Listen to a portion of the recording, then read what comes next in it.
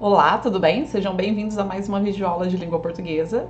Sou a professora Joyce e hoje nós vamos ter mais uma videoaula aí sobre fake news, certo?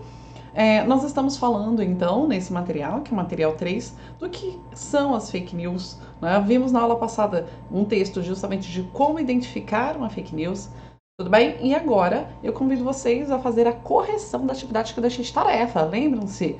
Vamos corrigi-las? Tinha aquele texto de como identificar uma fake news e tinha os exercícios que eu expliquei para vocês e pedi que vocês fizessem para essa aula. Não fiz, professora? Dá tempo, pausa o vídeo aí, vai lá, faça primeiro e depois venha ver se você acertou, tá bom? Então vamos, vai. A correção eram justamente as questões que estavam na página 4. Primeiro, a intenção desse texto é muito fácil. Em qual que é o objetivo, a finalidade do texto? Vocês lembram? A intenção dele é apresentar formas de não disseminar notícias falsas. Como não passar uma notícia falsa para frente, né? Como identificar, isso aqui é uma fake news, não é verdadeira, é falsa, e como que eu vou fazer, que estratégias eu posso usar para que eu veja que isso é falso. E a partir desse momento que eu verifiquei que ela é falsa, ou que se alguém colocou lá no grupo e eu vi que é falso, eu já coloco, isso aqui é fake news. Então, como que é? O que eu poderia fazer para conseguir fazer essa identificação? De acordo com o texto, como podemos evitar as fake news? Então, olha, desconfiar se não tiver fonte. Lembra-se? Não tem fonte, não fala de onde veio? Desconfia. Questionar sempre. Então, isso aqui tá meio estranho. Será que eu posso acreditar em tudo que eu leio? Olhar a data, porque às vezes uma notícia até verdadeira, mas ela fora do contexto, fora da data em que ela foi realmente feita, fora do lugar onde ela foi feita, ela perde totalmente o sentido, ela pode mudar o sentido, tá? Se tem tom pejorativo, ou seja, se xingou, se falou, se for, por exemplo, um jornal televisivo, o jornalista, o apresentador está gritando, não é sério, né? Então, os jornais sérios são mais formais, né? Para transmitir justamente essa credibilidade. Se enche de adjetivos, né? Puxa, vamos dizer assim, puxa a sardinha para um lado, não é confiável. Então tem que tomar muito cuidado com isso. E além de tudo, pesquisar no Google. Sempre, será que é só esse lugar aqui que está falando, só esse jornal que está falando? Será que essa notícia ela está em algum jornal? Ou então pesquisar sites que fazem a checagem de notícias. Então você entra lá, pesquisa sites de checagem de notícia. Ele pega todas essas notícias que saem, né, essas informações falsas, ele coloca lá que são questionáveis se é verdadeiro ou se é falso. Você vai encontrar lá a comprovação de se aquilo é verdadeiro ou é falso, tá bom? E para você, por que seria importante ter todos esses cuidados? Por que é importante a gente ter esses cuidados? Essa resposta, então, ela é pessoal, mas para que justamente a gente seja mais informado e não desinformado, né? Para que eu não leve adiante um boato. Boato nunca é saudável, né? Um boato sempre pode ter sérias consequências. Por isso mesmo que eu tenho que só que compartilhar aquilo que realmente é verdadeiro. É legal passar uma informação para frente, mas desinformar as pessoas não é legal. Aí tem muitas pessoas mal intencionadas por aí. Por quê? Como assim? Pessoas que falam que são determinadas, que são autoridades em um determinado assunto, é mentira. Hoje em dia, há vários até programas, aplicativos, em que você pega, por exemplo, alguém fazendo uma coisa e troca o rosto. Então, você coloca a foto de alguém lá no programa e é como se ele tivesse dito uma coisa que ele nunca disse. Então tem que tomar muito, muito, muito cuidado, tá bom? Por quê? Porque, infelizmente, tem muitas pessoas que querem defender os seus interesses criando boatos, notícias falsas. E aí, então, nós temos o próximo texto, tá? Leia o texto abaixo e responda as questões. Pandemia de mentiras. Nós estamos vivendo uma pandemia de mentiras. E isso é muito preocupante, tá bom? Os riscos da disseminação de notícias falsas sobre saúde. Então, o texto ele vai abordar justamente isso, né? A disseminação de notícias falsas na saúde ganhou ainda mais amplitude com a pandemia do novo coronavírus. Seja ela por indicações de procedimentos que prometem eliminar a doença, pela promoção de medicamentos sem eficácia comprovada, ou por recomendações de comportamentos que são mais prejudiciais do que benéficos. Isso é preocupante porque tais boatos podem afetar diretamente a vida das pessoas. Então nós temos várias notícias, né? Vários vídeos, vários textos falando aí, ó, não, para evitar o Covid, faça isso, faça aquilo outro, né? Ah, você elimina a doença facinho, né? Ou falando, eu tava com medo, mas aí é uma gripezinha só, nada sério aconteceu. Ou então pessoas falando, né? Tome tal remédio remédios que não têm uma eficácia comprovada, e aí as pessoas perdem o cuidado por causa disso, porque elas acham, se eu ficar doente, basta eu tomar um remedinho, né? E esse remédio não tem eficácia, né? Pode até comprometer a saúde, ou recomendação de comportamento que são prejudiciais, são mais prejudiciais. Faça tal coisa, né? Você pegou o coronavírus, faça tal coisa assim. Poxa, será que a pessoa é médica para ela dar esse tipo de indicação? Mesmo no meio médico, a gente tem muita divergência. Médicos que falam uma coisa, que falam outra. Então, nós temos que nos basear em estudos, em algo que seja mais sério, tá bom? Então, a comunidade de mobilização online, a VAZ, selecionou 9 informações sobre o novo coronavírus e as apresentou aos entrevistados, sendo que 2 estavam corretas e 7 continham conteúdos falsos. Então elas pegaram 9 informações sobre o coronavírus. Sobre essas, 7 eram corretas, 2 estavam corretas e 7 falsas. Então misturou, tá? A pesquisa mostra que 94% dos brasileiros, quase 100%, entrevistados tiveram acesso a pelo menos 2 dessas notícias falsas. Então, essas notícias falsas, elas chegaram até a maior parte das pessoas. Pelo menos duas notícias falsas quase todo mundo conhecia. Tudo bem? O levantamento revela ainda outro dado preocupante. 7 em cada 10 brasileiros acreditaram em pelo menos um conteúdo falso da pandemia. Então, 7 de cada 10, pelo menos uma dessas notícias falsas a que teve acesso, ele acreditou em algum momento. Muito preocupante. Então, pegar uma informação que seja falsa, lembra, sempre é para o interesse de alguém, tá? O WhatsApp aparece como a principal rede social na distribuição de fake news. Com certeza, né? Então, é o lugar em que mais se propaga, né? Você manda uma notícia e aí aquela pessoa, vamos compartilhar. E compartilhava com 5, com 10, com todos os contatos. Até que o WhatsApp, há pouco tempo, ele proibiu de se distribuir para todos os seus contatos. Você tem uma limitação, às vezes alguns de 1 por 1, outros no máximo 5, para que as pessoas justamente não tivessem tanta facilidade de ficar viralizando, de ficar multiplicando isso. Por quê? Porque muitas vezes aquilo nem verdade é, tá?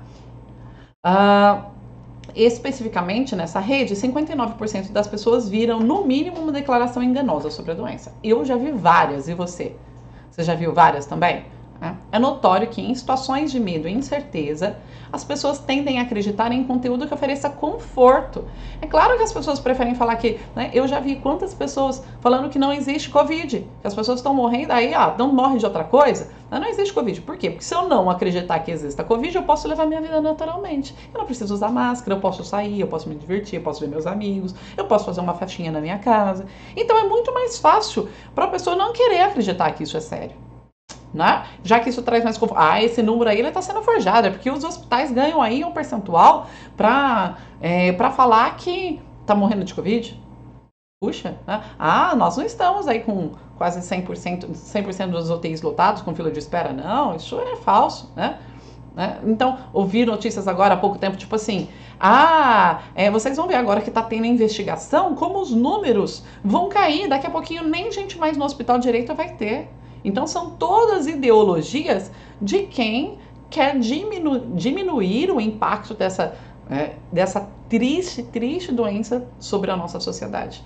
E as pessoas acreditam por ser mais cômodo, por ser mais confortável, porque é muito melhor acreditar nessa vertente de que ou que não é sério, que não vai acontecer nada comigo, ou que isso é falso, que isso é um drama da mídia ou qualquer outra coisa assim. Tenho certeza que vocês já ouviram isso. É muito mais cômodo, é muito mais prático acreditar nisso, tá bom? Bem, então, olha lá, conteúdo que ofereça conforto, segurança, sentimento de alívio, de esperança, né? Todavia, os efeitos de tais notícias sem comprovação científica podem levar a escolhas e decisões nocivas à saúde, com danos graves ou até mesmo irreversíveis. Ah, não acontece nada com o jovem. Ah, então ótimo, não acontece com nada no jovem, então o jovem eu posso ir pra festa, né? Infelizmente, às vezes não pode acontecer alguma coisa não tão séria comigo, embora agora nós temos a nova variante que acomete sim a saúde do jovem, mas às vezes eu levo para minha casa alguma coisa que vai prejudicar muito, talvez até a vida dos meus pais. Então é sério, né? Com certeza é muito sério. Então muitas vezes as pessoas preferem acreditar naquilo que seja mais, que te traga mais benefícios, tá bom? Só que as consequências podem ser terríveis, tá? O combate às fake news na saúde é um grande desafio que a sociedade tem pela frente. Lutar contra essa pandemia de mentiras passa a ser um dever de cada pessoa. Começa por cuidados simples, como checar o endereço da página na internet antes de compartilhar uma notícia. Então, isso é o mínimo que a gente pode fazer. Antes de compartilhar, veja se é verdadeiro. Certo? Outros dados a serem conferidos são a reputação do veículo. Então, esse jornal é confiável? Ele tem credibilidade? Será que ele não está querendo somente transmitir uma fake news? Porque, infelizmente, os jornais menos conhecidos aí, eu tenho vários jornais que foram até fechados pela justiça justamente por disseminar fake news. Sim, jornais, né? Então, pelo menos os jornais. Nós já falamos que não existe jornal neutro. Nenhum jornal aí é imparcial do jeito que deveria ser. Mas pelo menos vá naqueles que são mais confiáveis, que estão mais anos aí, que são mais conhecidos, que são mais responsáveis, tá bom? E leia sempre em vários jornais, porque cada um acaba organizando as notícias para defender os seus interesses, certo? A citação de dados científicos, certo? Vamos ver se ele está citando dados científicos, ele está comprovando aquilo que ele está falando, né? A data da publicação. Já falamos sobre isso no texto anterior também. E aí as questões, né, da página 5, que vocês vão fazer agora de tarefa para a próxima aula. Então vamos lá, olha. O que o autor afirma ser a causa do aumento de fake news na saúde? Por quê? O que está gerando esse aumento da quantidade de fake news sobre aí as questões de saúde? 2. Segundo o texto, quais as principais informações falsas disseminadas com relação ao novo coronavírus? Então, quais são as principais informações aí que são enganosas, são falsas, não são verdadeiras? 3. Por que muitas pessoas acreditam nesses conteúdos falsos? Porque tem uma grande quantidade de pessoas aí que realmente acreditam nisso. 4. De acordo com o texto, quais são os riscos de informações falsas envolvendo a saúde das pessoas? Porque é tão arriscado, então, eu ficar disseminando fake news principalmente sobre saúde. 5. Você recebeu e tem recebido muitas informações duvidosas nesse momento? Você ainda, no momento, anda recebendo informações duvidosas sobre a Covid ou sobre outro assunto? Quais são? A próxima, dando um seguimento aí, a próxima atividade, a gente começa com essa introdução aí. Antes de viralizar alguma notícia, vamos refletir e pesquisar a sua veracidade, porque as fake news podem afetar a vida de muitas pessoas e ter sérias consequências. Já falamos sobre isso e a gente vai falar um pouquinho sobre viralizar. Por que será que esse viralizar entre aspas? E olha aqui, mais uma vez, leia esta charge e responda as perguntas. Ó. Antes do novo coronavírus, eu sempre achei que viralizar fosse uma coisa legal, né? Então, um garoto falando isso. E o que é viralizar? Por que está entre aspas esse viralizar? Né? Viralizar é uma expressão, né, do dia a dia, que era quando uma informação ela se espalhava como se fosse um vírus altamente contagioso, né? Então, como uma informação em pouquíssimo tempo ela ia sendo compartilhada e tinha um grande número de acessos. Então, um vídeo que viralizou é um vídeo que fez muito sucesso, um vídeo que atingiu uma grande quantidade de pessoas, foi muito visto, que todo mundo viu. Né? Às vezes eu tenho um meme, às vezes eu tenho um vídeo sobre uma determinada coisa, uma música, que viralizam. Certo? Que são amplamente compartilhados e que todo mundo vê, que todo mundo sabe. Então, isso que era viralizar. E por isso que ele fala, antes do coronavírus, eu sempre achei que viralizar fosse uma coisa legal.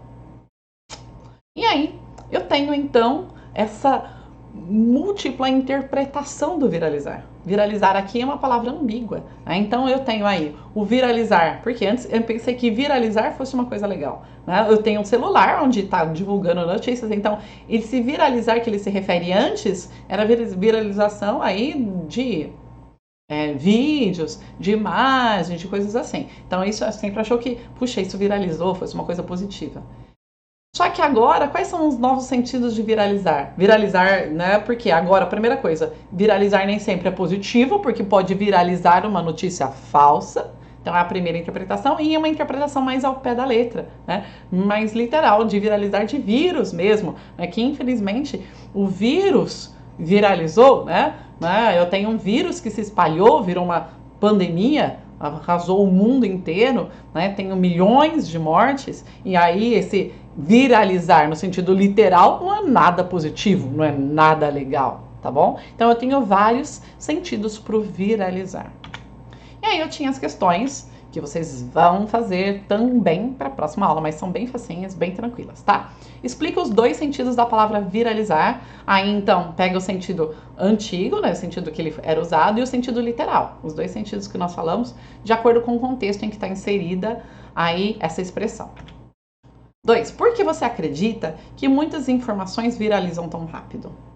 Essa é pessoal. 3. Na sua opinião, viralizam mais fatos positivos ou negativos? Cite um fato que viralizou. Né? Então pense em alguma coisa que todo mundo viu que viralizou. Você acha que as pessoas acabam compartilhando mais coisas positivas ou negativas? É pessoal.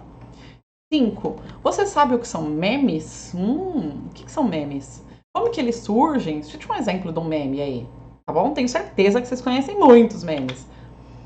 5. Você sabe o que é trollar? E o que é trollar, então? Você já trollou alguém? Explique como que foi essa sua experiência de trollar alguém. E a última, você já foi trollado? Você já foi? Explique como se sentiu. Será que é a mesma coisa, eu sinto a mesma coisa quando eu trollo alguém, quando eu sou trollado?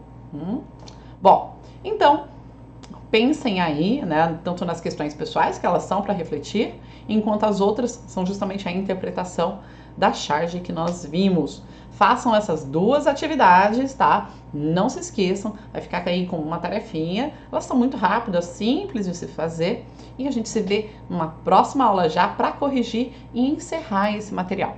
Um beijo, foi muito bom estar com vocês. Eu gostei muito, espero que vocês tenham gostado, e a gente se vê na próxima aula. Tchau, tchau!